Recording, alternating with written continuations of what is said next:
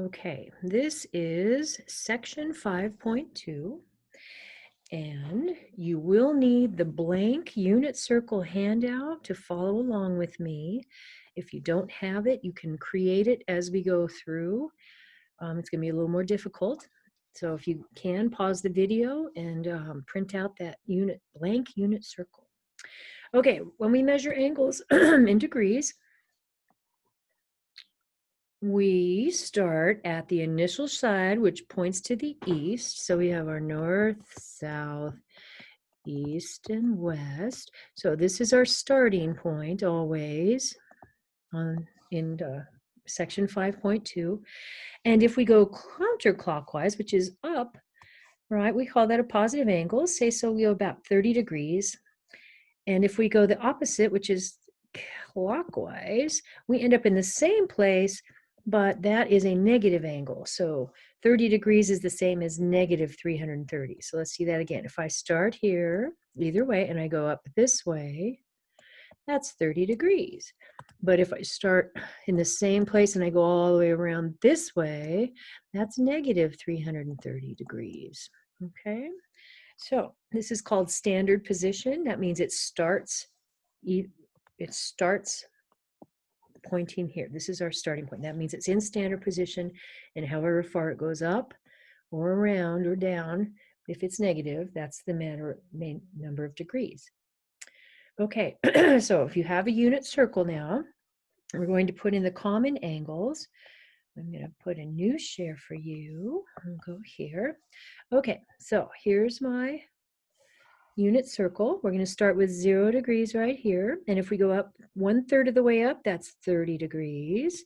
And then the big spaces are 30 degrees and the small spaces are 15. So I'm going to add 15 and get 45. Add 15 more, 60. Add 30 and get 90 degrees straight up. So from here to here is 90 degrees.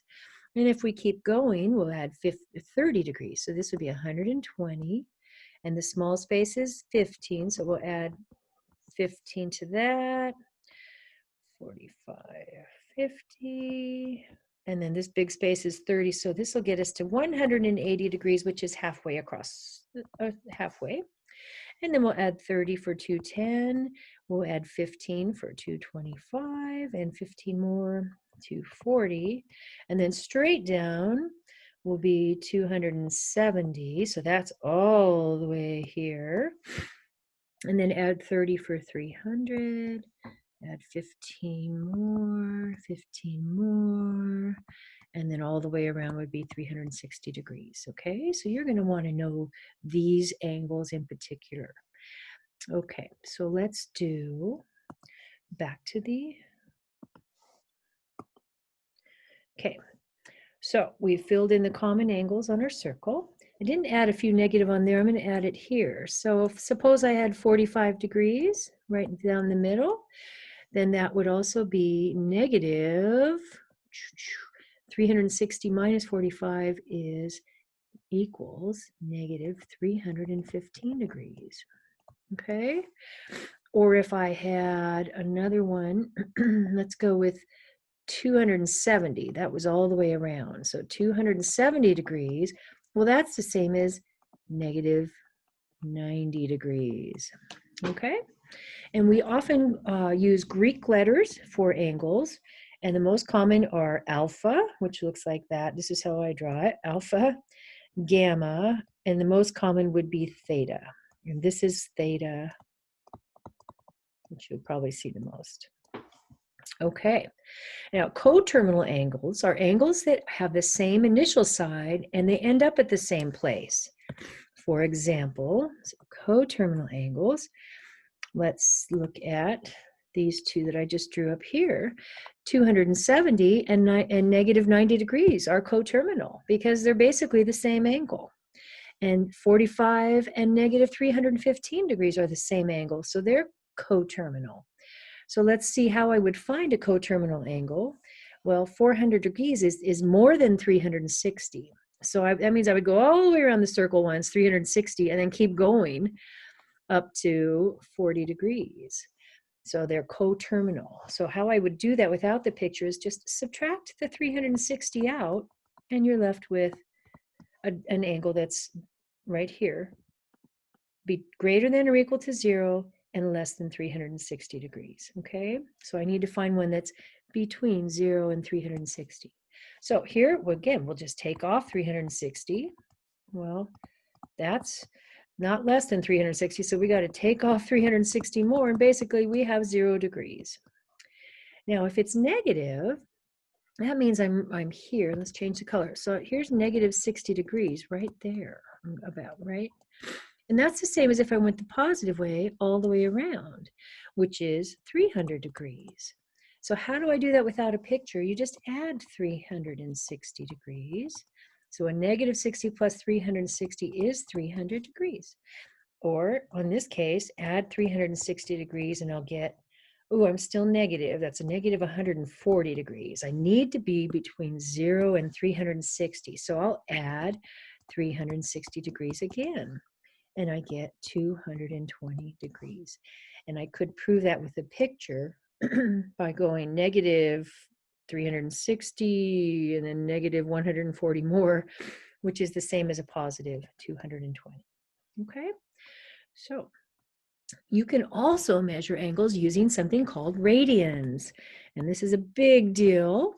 1 radian is the angle that opens up to 1 length of the radius. Okay, so like going back to this, actually I'll give you a new picture. So let's just see right here. Ooh, okay, go with purple.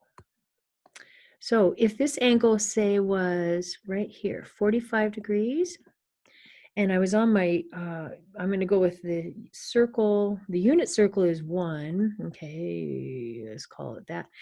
And then the radius, say the radius was 1. Well, if I took that radius and I put it around here, that's 1 radian. So 45 degrees is less than 1 radian.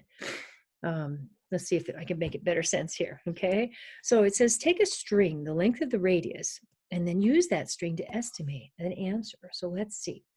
Say if this was my string from the center out right here, and I take that piece of string and I squish it around the circle, exactly the length of the radius is called 1 radian. So that angle opens up to 1 radian. It's about 60 degrees. And if I did it again, I would have 2 radians. So this angle over here, from here to here, that's 2 radians. And if I took 1 more radius, and right here, that would be 3 radians, instead of maybe 175 degrees. And straight out would be 180 degrees. Well, that's just a little bit more than 3 radians. It's actually 3.14 radians. If I went more, there's 4 radians right here, and 5 radians right here, and 6 radians here. Actually, it's the whole circle, which is 360 degrees, is actually 6.28 radians. And so if you wanted to measure your angle in radians, and it was 360 all the way is 6.28 radians. Now that's rounded off because the exact answer has to do with pi. All right. Now, if you remember, the circumference of a circle is the distance around, and that is 2 pi times the radius, or pi times diameter. So what happens is, if you have a radius of 1 in our unit circle, then here's my circle, here's my radius, and its length 1. This is the 0.10. If I take that radius and I go all the way around the circle, 1, 2, 3.1445, it's 2 pi. The distance around is 2 pi radians. And halfway around would be pi. So how many radians are in a circle? Well, 6.28 or 2 pi. So let's look at that down here.